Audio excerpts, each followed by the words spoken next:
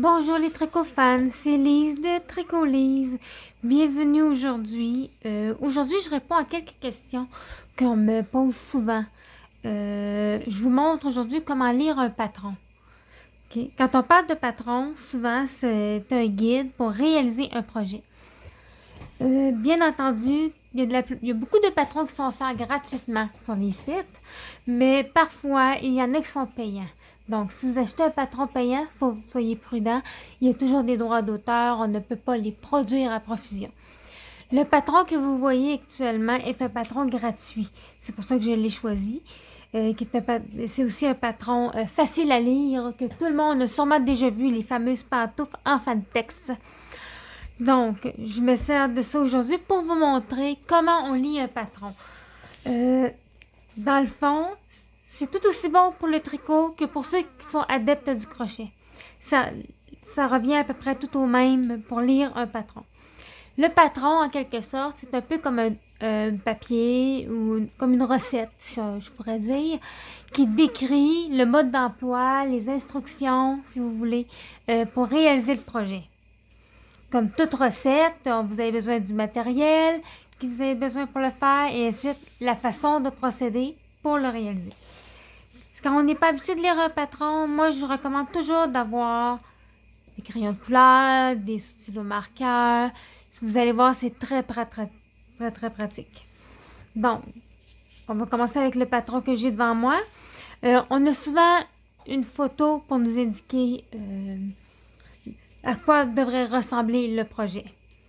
Juste en dessous, on a ici des fois une brève description, l'histoire du patron que les gens qui les ont inspirés.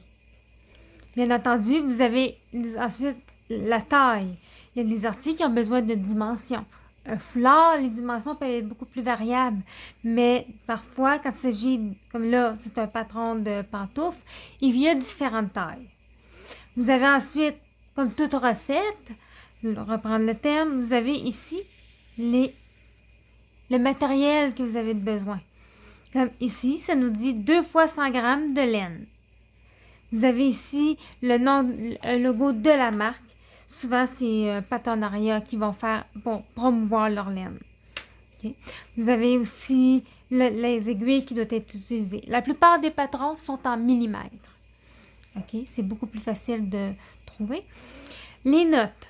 Quand on voit une petite note, souvent c'est un résumé ou une description brève de la façon que le patron se construit. Okay. Ensuite vient la section des instructions. La première étape, souvent quand on parle d'un chandail, par exemple, ça va commencer par les instructions, ensuite ils vont nous dire par quoi on commence. Comme par exemple, on doit commencer par le col, on doit commencer par le bas du corps, ainsi de suite. D'accord, pardon. J'avais besoin d'un petit peu d'eau. Merci. Donc, ici, on voit, quand on prend les instructions, on voit toutes sortes d'abréviations.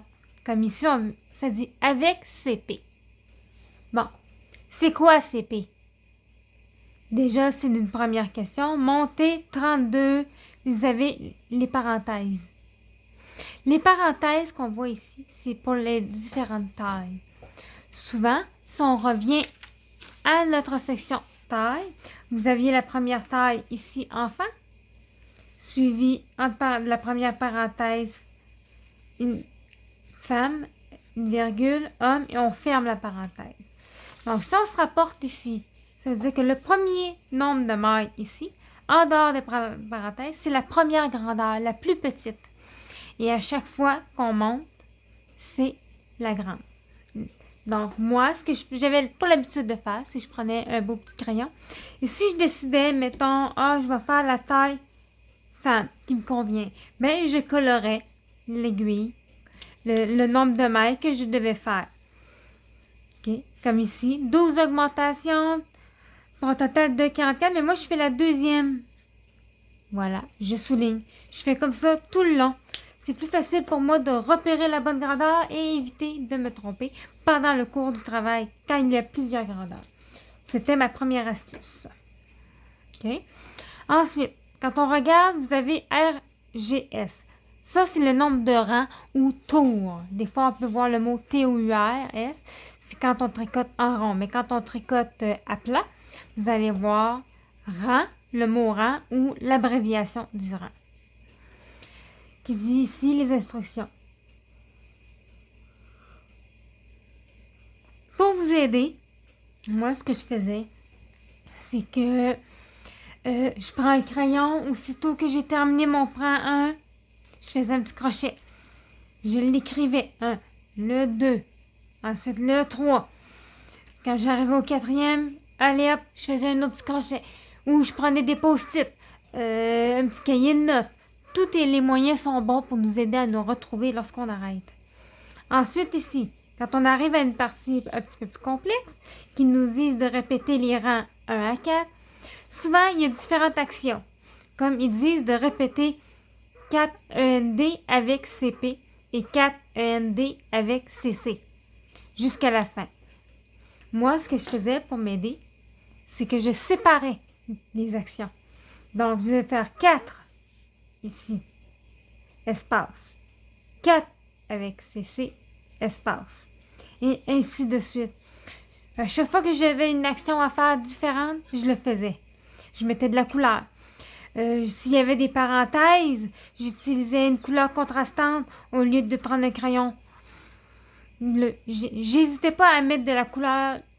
Comme je dis, tous les moyens sont bons pour apprendre à lire un patron comme il faut. OK? Là, je vous dis des choses, puis vous devez pas vraiment vous demander de quoi qu'elle parle. CP, END, CC, ici. C'est quoi ces lettres? On lit le patron et on se demande, mais c'est quoi ce langage-là? En fait, ce sont des abréviations.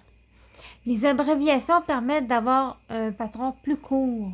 Donc, au lieu d'avoir 5 pages papier d'explications écrites en détail, vous allez l'avoir sur 1 ou 2 pages. Okay. Souvent, on continue ici avec la poursuite du projet. Une fois le corps est fait, la dernière étape qui est ici, qu'on répète, on suit encore tous les rangs qu'on coche au fur et à mesure.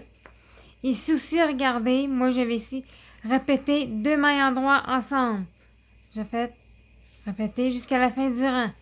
Et ainsi de suite. J'hésite pas à faire mes séparations lorsqu'il y a différentes étapes. Okay. Vous avez, pour les abréviations, vous avez, si on regarde, tout en bas, je vous l'ai souligné en jaune juste ici. Tous les patrons ont cette section. Okay. C'est ce qu'on appelle la légende. On peut la trouver à la fin du patron ou au début. Je vais vous montrer un autre exemple tout à l'heure. Dans le fond, cette légende-là vous dit qu'est-ce que signifient les lettres en abréviation. Comme on a vu, 4 END ici avec CP. Si je vais à ma légende ici, END égale endroit.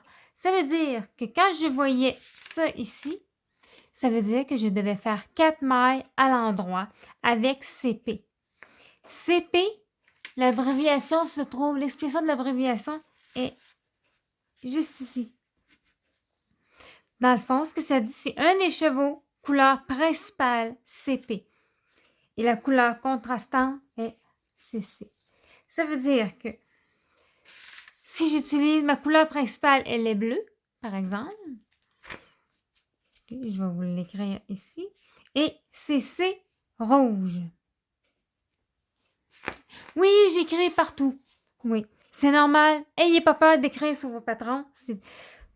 Moi, c'est ma méthode, mais je suis sûre que vous allez trouver la vôtre aussi. D'accord?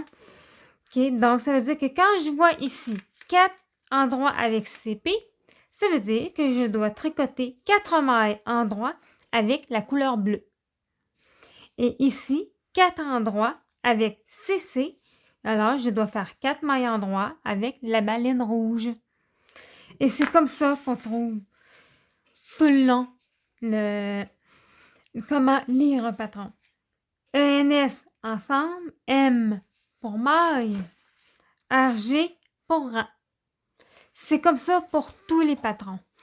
Bien entendu, pour certains patrons qui ont des motifs de dentelle, on a aussi des grilles. Mais ça, je vais vous faire une prochaine vidéo pour mieux vous expliquer à lire une grille. D'où l'importance, quand on commence le tricot, prenez toujours le temps de tout lire le patron. Ça a l'air un peu fou de faire ça, mais au contraire, si vous ne comprenez pas ce que vous devez faire, vous allez avoir de la difficulté à réaliser votre patron. Par conséquent, vous allez avoir de la frustration et c'est pas ça qu'on veut. On veut avoir du fun à faire du tricot. En tout cas, moi, c'est ce que je veux et c'est ce que j'espère pour tout le monde. Donc, c'est pour ça que je vous montre mes astuces pour lire un patron. Surtout que celui-ci, il est très facile à lire. Mais j'en ai un autre ici que je vais vous montrer. Ici, les jambières, ici, c'est la même chose. Exactement la même chose. La différence, c'est que ici, la légende des abréviations est au début du patron. Donc, je sais que AIG signifie aiguille, CM veut dire centimètre, etc. Et je n'ai plus qu'à lire. Donc, monter 60 M pour maille avec la couleur qu'on m'indique. Je dois les répartir sur 3 aiguilles. Donc, 20 mailles sur chaque aiguille. On peut mettre un anneau marqueur, sur la glisser, etc. Mais dans le fond, une fois qu'on comprend les abréviations, c'est beaucoup plus simple de comprendre ce qu'on doit faire.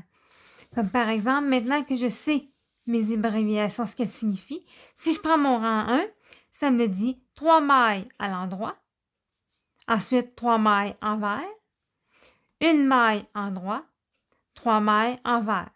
Répétez de l'astérix à l'autre astérix. Donc, vous avez le premier astérix ici et le dernier qui est juste ici. Et on répète comme ça, c'était notre rang 1. Moi, je l'ai compris. J'espère que pour vous, ça vous a éclairé. C'était mon truc à moi pour montrer comment lire un patron. Je vais vous en montrer un troisième, qui lui, c'est plus un petit patron qu'on trouve des fois dans les boutiques. Il donne des petits feuillets lorsqu'il y a une nouvelle sorte de laine. Oh, attention, désolé à cause de l'éclairage. Vous avez vos instructions. Vous avez parfois aussi, sur certains patrons, le niveau de difficulté qui peut être à faire, les dimensions. Encore là, vous avez les fournitures. Qu'est-ce que vous avez de besoin? Tension. Bon. La tension, ça, c'est ce qu'on appelle le fameux échantillon. Le cauchemar de tout nouveau tricoteur. Ça aussi, je vous prépare une petite vidéo bientôt pour vous aider à y voir plus clair avec la fameuse tension ou l'échantillon. Et encore une fois, si vous regardez, avec ce patron-ci, j'ai fait des séparations entre chaque action pour m'aider à mieux repérer. Encore là, c'est toujours la même chose. Elles ont toujours le même principe. Et souvent, vous allez vous remarquer que les abréviations en français comme en anglais sont souvent les mêmes. Donc, il vient parfois très facile de comprendre son patron. Et en plus, si, mettons, vous avez une abréviation que vous ne comprenez pas, vous pouvez toujours aller vérifier sur une chaîne YouTube, comme la mienne, que vous pouvez trouver des tutos pour vous aider à trouver les instructions pour comprendre le point que vous avez à faire. J'espère que vous avez apprécié ce vidéo explicatif. N'hésitez pas à me faire part vos commentaires et même des questions si vous avez besoin d'éclaircissement. Sinon, je vous invite à vous abonner à ma chaîne aussi pour pouvoir continuer de voir mes vidéos et les nouvelles à venir sur les graphiques et le fameux échantillon. Sur ce, je vous souhaite une bonne journée à tous. Merci, au revoir.